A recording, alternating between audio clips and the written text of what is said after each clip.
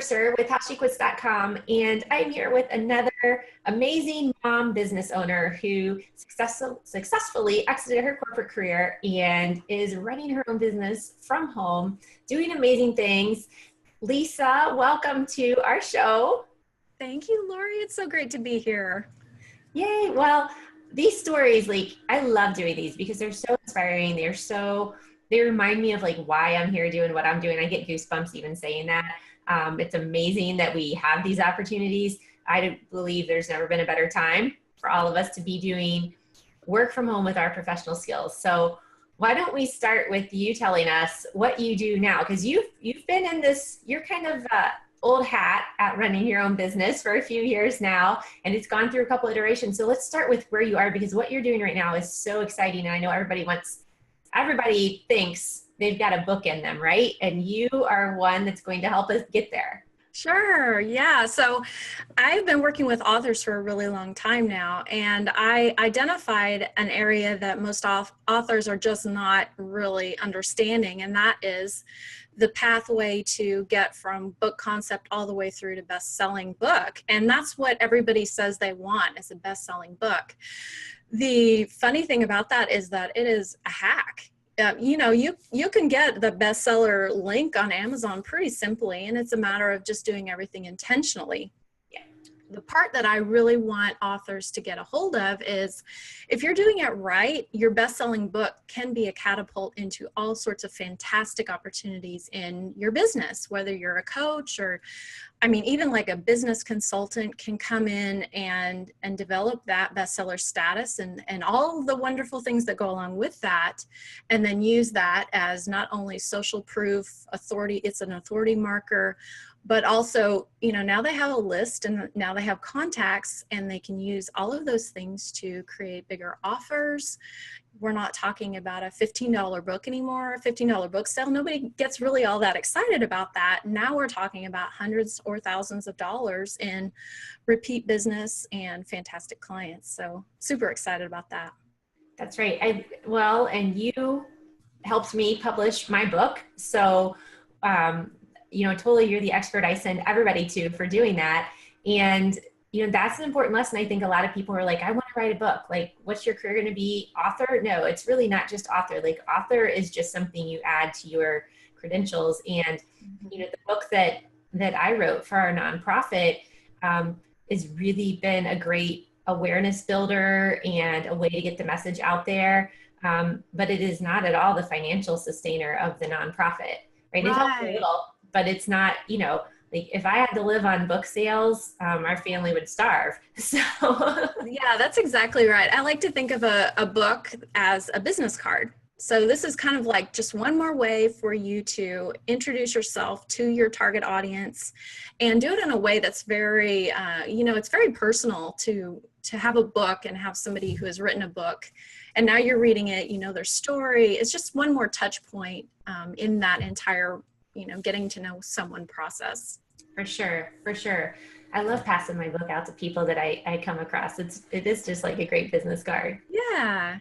Well, and listen close, ladies, because Lisa, like myself, was in corporate world with professional skills, and she's now not just jumping on the next internet sensation, right? She's going to talk about strategy and sustainability and how do you really build a business model. And those are words that I sort of geek out over because, we came out of the corporate world, right? You don't just talk about what you're going to put on your Facebook page. It's about how are you going to make something that makes a difference, that has cash flow, that, that you can staff properly. All those bigger questions. So let me click on over here to your webpage, book2bestseller.com, and it's book number 2 bestseller.com. And you've got all kinds of fun things going on here. So tell us exactly, what are you offering? What are your services you're offering?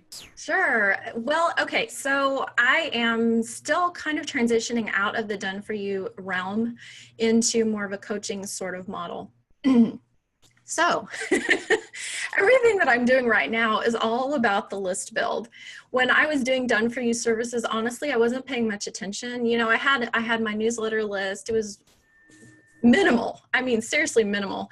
So there was a place where I just kind of capped out. Like, I literally cannot work any harder. I cannot serve any more people. It's no longer working for me on numbers. So I wasn't actively looking for people, for new clients. I wasn't actively promoting anything. It was just referrals and people I know. And anyway. Well, I'm going to stop you there for 1 second, because that's a perfect message. Because what I promote with How She Quits is that starting a client-based business is going to be one of your fastest paths to exit corporate. And you wholeheartedly agree with that, correct? Absolutely. Yes. In fact, I was doing the side gig while I was still working corporate. I was, I'd come home and I was done with my job, and I'd come home and I would work on ebooks and work on conversions and layouts and all of that. So yeah, a transition for sure. So it's like that, I say this on every episode. It's 1 client, it's 2 clients, it's 5 clients. It's how many clients do I need to quit my corporate job and do only this? And for many people, they fill up their client docket, because I am in that same place that you are right now with my business, right? Like, I have filled up my client docket for Lori Mercer CTO, building out email marketing funnels and online marketing strategies and the whole WordPress thing, like all that tech stuff that scares people. And I barely marketed. I also, same thing. I have a small list, but I am maxed out with my one-on-one client services. And so, number 1, that could be just fine. Someone could exit corporate and do that and just sit right there. And that could be exactly what your family needs financially and time-wise, in the season of life that you're in. And it's a beautiful business, right? It's just a beautiful business. But then almost every single person I talk to who's leaving is like you or I. There's a little something more. Like, you want to build something for yourself, right? So that's where you are on this journey, is where a lot of women want to get to. I just want to make sure those who are still sitting in their corporate cubicle right now know that the path to get there, don't get too anxious to try to jump out here and build your own website and grow your big list, because you are going to spend a lot of time and dollars doing that. It costs money to build a list these days. We can talk about that. And you'll get there. Start with the client services, because look how successful Lisa has been with what she's doing. And I refer people to her all the time. And now she's starting to refer. When I refer to you, you refer to your team of people now. Right. Yeah. Yeah. And which is kind of beautiful, because then I can step out of the done for you side of things and know that my clients that I've cared for so long, they've got people that they can work with, and they're going to be totally fine. Totally. I mean, I'm in the same place. I'm training up people in my organization so that if I want to step back further from my one-on-one client work, I can reliably hand them off to somebody. So good stuff. Okay. So now go ahead and tell us then your business model now and what you're offering. Right. So, like I said, I'm still kind of in the list build portion of it, where I'm just kind of, okay, we're building up for the launch. In May, I will be launching a book to bestseller pathway, where an author who has either a book that's in the works, it's launched, or it launched 5 years ago, they can take the same exact model and they can get their book to bestseller status. But then now that they have the list, now what is the next step? So it's about a 3-month process of list building, and then the bestseller hits. And then after the 3 months, then the next step would be, okay, what is your higher ticket offer? So it's kind of like a list build business launch plan. And it's going to be modeled very much in the same way that I am building my own list at this point. So I've got, some experience, and there's a couple of different ways to build a list that's just really, things that are really effective. Typically hard work in that short time frame, but then after you've done it, I mean, it's just like a springboard. It's crazy. It feels like, for me right now, things are just, it's like a padlock, like a combination lock, where if you go click and you get the right one here, and then you go back, click, and you get the right one there, and then click, and then it opens, and it's like, oh yeah, everything's coming together in the perfect way. And it's just so much fun. This is the most fun I've ever had, I think, in my business, is just having all these things just pop into place. It's fantastic. Awesome. Well, I love that analogy of the combination lock. That is perfect because it does take some trial and error to figure out like what is going to grow your list, what does your audience really want, like what do they want to opt in for. And so everybody wants to know who's, or maybe it's just me because I'm in this phase too. You're on social, you're like which platforms, like what's your 30-second list build strategy? 30 seconds. Oh my goodness. Okay. So I'm taking massive action in my strategy, and my very first thing that I'm working on is a publishing summit. So I'm bringing in different publishing experts to come in and speak with me, 30 to 45-minute interview about how to get a book to bestseller. In the meantime, I'm doing a rebranding. And my rebrand is Indiana Jones, because publishing is an adventure. You should be having the adventure of a lifetime. And so that all of that visibility means that I'm going to have to be more out there, stop being so like focused on the work, but be more visible. So part of what I'm going to be doing is Facebook groups. I'm involved in several Facebook groups right now, which is a fantastic way for an entrepreneur to not feel alone, sitting here behind her computer every day, all day long, be out there in groups where you're interacting with people just like you who are having the same struggles and the same successes. Okay, so it's Summit, Facebook groups, a group giveaway.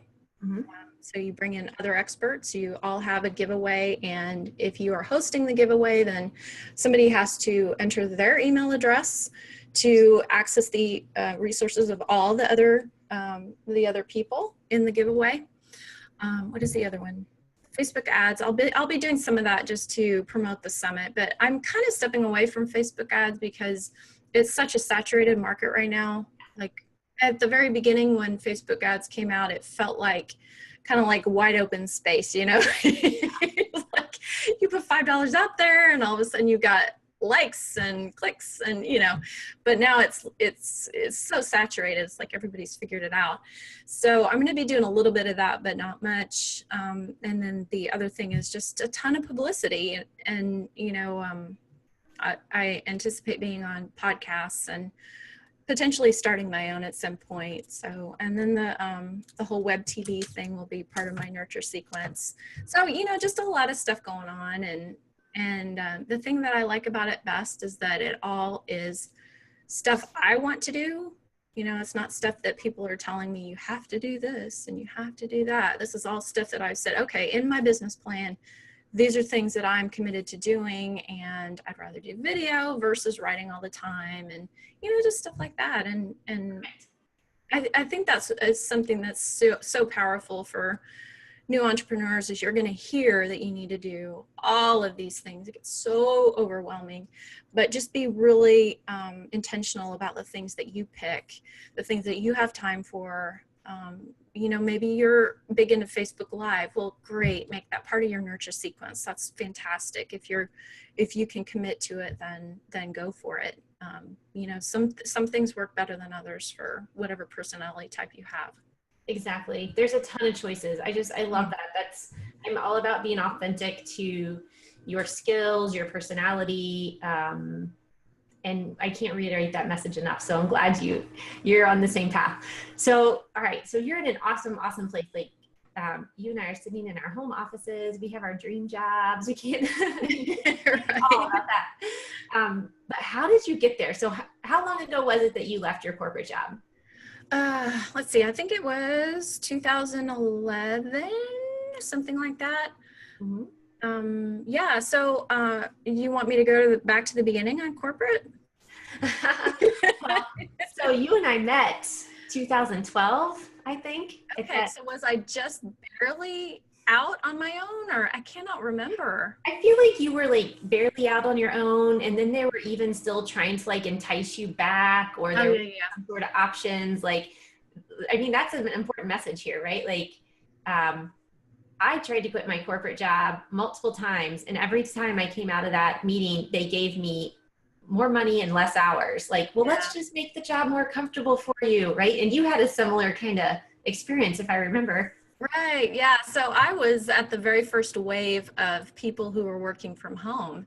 And that worked out great for me because I had little guys. And so I'd get them to school and then I'd come home and I'd work and then I'd pick them up from school. And, you know, I was able to do all the mom things I needed to do. And my company was very, you know, they were amenable to that because they knew that I was going to go home and I was going to work.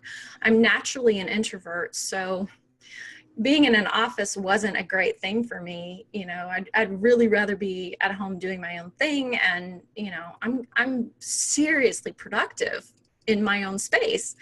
So, so when I decided to leave, we had been in the company changed hands, and the new owner was very old school. I mean, crazy old school, where he wanted everybody in the office. And so if you had to go pick up kids, I was like, oh my gosh, you know, what is wrong with your priorities? You know, so he had us all in the office, and that was just like, you know, when you've done something for a while and you've experienced success with it, going backwards is like, oh my gosh, I just can't, you know, this is like bondage. So I finally decided I was going to leave and do my own thing. And I remember the day that I spoke with him about that. He was very understanding, very kind about it. And he just basically said, that's fine. You know, just give us a month and we'll figure it out. So after having been there for, you know, 12 years, 13 years, for a long time, since 98, you know, I felt like I was indispensable. And the funny thing is that people will figure it out. If you leave, I've heard the analogy, it's like a bucket of water and your fist is in the bucket of water and you pull your fist out, and that's the amount of time when that water displaces back, that's the amount of time that you're going to be missed. So, Sadly true. It is. Right? I mean, they'll figure it out. So when I just finally decided that it was time to move on and do my own thing, I had been actually working in that field and doing author services for about a year and doing my side gig. And, you know, I started just really simply where I was getting my clients via Elance at the time. It's Upwork now. Mm-hmm. And it was like the weekend between Christmas and New Year's is when I started, and, you know, it was just really quiet. And then it just started almost like a snowball effect. You know, you do work for one person and then all of a sudden it's 3 more people. And I think another thing that's different about my story, and probably different about yours too, is that we're highly technical people. Mm-hmm. So the skills that we have are not skills that a whole lot of other people have. So within the market, you kind of get known for doing things like ebook conversion. You get known for doing a really quality job. Now, you know, they tell their friends, and before you know it, you've got more business than you can shake a stick at. So in interior design, interior book design is kind of similar. It's similar in that regard. So I love that. Very organic, the way my business kind of grew. Yeah, it is very similar to mine, you know, working in, like I said, the email marketing and WordPress space. And I think that's an important message for women to hear, because I wasn't aware of that. I wasn't aware of where my technical skills ranked sort of in the world, like while I was sitting in my corporate job. Because your corporate, they're not going to miss you. Your hand's going to pull out the bucket of water. They're not going to miss you. And they're not there to tell you how good you are. So, yeah, because that would cost more money, right? Yeah, it would cost them more money. So, you know, for women who are sitting there with technical skills, I mean, really start learning about yourself and studying, like, what is it that they come to you for? What are the things that everybody in your office place is like, go talk to Susie because she's a, you know, brainiac at whatever it is. I mean, it could be Excel with, you know, it could be PowerPoint. I mean, there's lots of very specific skills I think we underrate.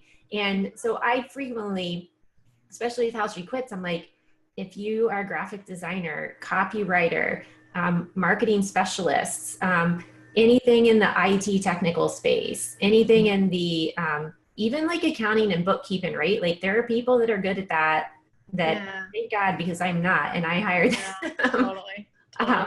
So those professional spaces, there is room in the marketplace. And I'm really glad you mentioned Elance, which is now Upwork. Mhm. If you are sitting in your office right now and you're like, can this be me? I tell you to go look at Upwork Yeah. and just start browsing jobs. And not just browse jobs, I want you to browse the people who are out there looking, like offering the services, and just see where you rank, right? You're going to start Yeah. looking at profiles that you're like, oh my gosh, I can't believe they wrote that profile and they've done 37 gigs and Yeah. there's Yeah. misspellings in the profile. Like what? You know? Right, exactly. And you know, I was highly successful working on Elance, and when it became Upwork, I bowed out because all of a sudden, you know, they went from like an 8% commission, or yeah, 8% billing to 20% for Okay. a certain number. And I was like, you know, this isn't worth it to me anymore. I'm busy enough. I don't need to compete with guy in India at $5 an hour when I'm making $25, $50 an hour. There's no point in that. So I did bow out, and haven't used any of those services for a really long time. But it is a great way to start. And especially, you know, like you said, talking about looking at the jobs that are out there, the other profiles. And then if you decide to use the service, craft your profile so that it is different. Yeah. And so I used literally every advantage I have. I said, I'm a woman-based entrepreneur, and I have X amount of experience in traditional publishing, and I hand code an ebook versus using a software system. So I want it, like, really put in the effort to distinguish yourself from everybody else out there and use literally every advantage you have. Like even to the point of saying, my native language is English, because That's right. if you're competing against guy in India, you know, immediately that's an advantage because you don't have the language barrier that somebody else might have. So That's yeah, right. absolutely use those platforms for as long as they serve you, and then after that, drop them. Yeah. And there's multiple these days, right? Like, you know, we're talking back in 2010, 11, 12. I mean, there weren't as many choices. I mean, really, hiremymom.com is a favorite one for me to send people to find projects. Flexjobs.com was good for a while. I see some things there, but really just get a read on the market, right? Study the market and see where the need is and where you're going to fit in. And if you are doing high quality work in a professional space, and you just start getting a couple clients flowing, you will get referrals. It happens. And you know, I think too, talking from a corporate perspective, use every advantage that you can within your corporate career as you're launching your personal business. For instance, when I was in corporate and in traditional publishing, everything kind of fell apart. I was kind of in the middle of the whole publishing transition. So we started with 300 people, and we became 30 people, and then soon we became 8 people. Well, that meant that there were tasks that still needed to be done that nobody was doing because they were gone. So I would start picking things up. So then I became the webmaster, and then I was database administrator. I helped install a brand new business system. I did royalties. I did all the reporting. I did the ebooks. I did some book layouts. So as all of that upheaval was happening, I was just picking up new skills. And so what happens is you become an expert in various different areas within your company. You know, you're all of a sudden you've got all these skills that you didn't have before, even in the worst possible situations. You know, I mean, it was hard, it was painful. So use your corporate to your advantage. But then the other side of that is you're going to have contacts within your industry that will come up later. And it's just crazy to me, like, you know, those 300 people that I knew way back when still come in contact. You know, they run across an author who needs help, and they think of me, and that just blows my mind. You know, I knew you 8, 10, 12 years ago, and you know, you're thinking of me. But you'll find that as you go out on your own, that, these resources just kind of keep popping up just out of nowhere.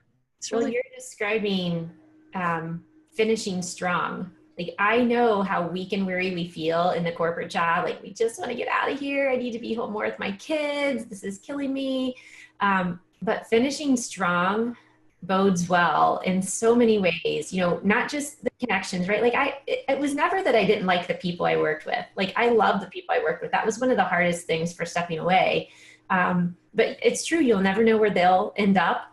It's a network, like, especially if you spent, like, I was there 20, you were there 12, 14 years, right? That is a network of people that you poured into for a good part of your life. And then, I don't know any corporate that would tell you no if you wanted to, like, take on new initiatives, right? Like, right. Yeah. hey, our corporate intranet isn't, up to date. I have this idea for, can we add this page? Can we add this program? And suddenly you're building new skills. So those are great, great tips. I love that.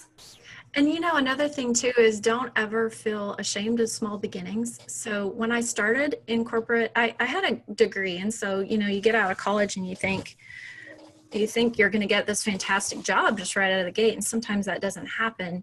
I started as a sales assistant. So I was basically making copies for people and, helping them enter their orders in the system. And at one point somebody said, I like you because you know how to spell. I was like, man, that's a really low bar. But then, a couple of years later, I became the sales, I was the sales director, and then, and then I was this other thing, and then this other thing. So, you can start at a really kind of what you would call a low level, and as the company grows and changes, just move into something. And just, show your value at whatever level you're at, and good things will happen. So when you're in this season and, you're knowing that you want to kind of exit and you start building your own business on the side, was there one or two key resources that you really relied on that you're like, I couldn't have done it without blank? You and I haven't talked about this question. I already know what you're going to say. Yeah, no. I agree with it. When I had both feet, one foot in corporate and one foot outside of corporate, I would say my husband was probably my biggest resource.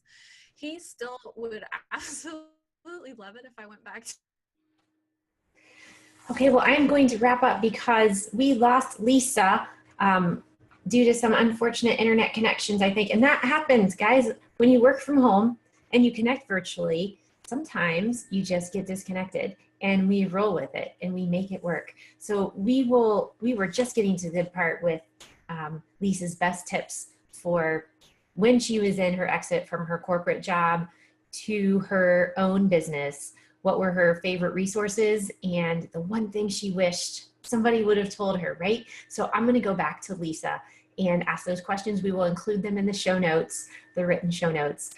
But for those of you who were inspired by what Lisa does, by the How She Quits community, and you are just looking for a way out of your day job so you can be more home, more present with your family, and like doing work that makes a difference in your life and in others, howshequits.com has a free download, our free step-by-step workbook to help you create your corporate exit strategy.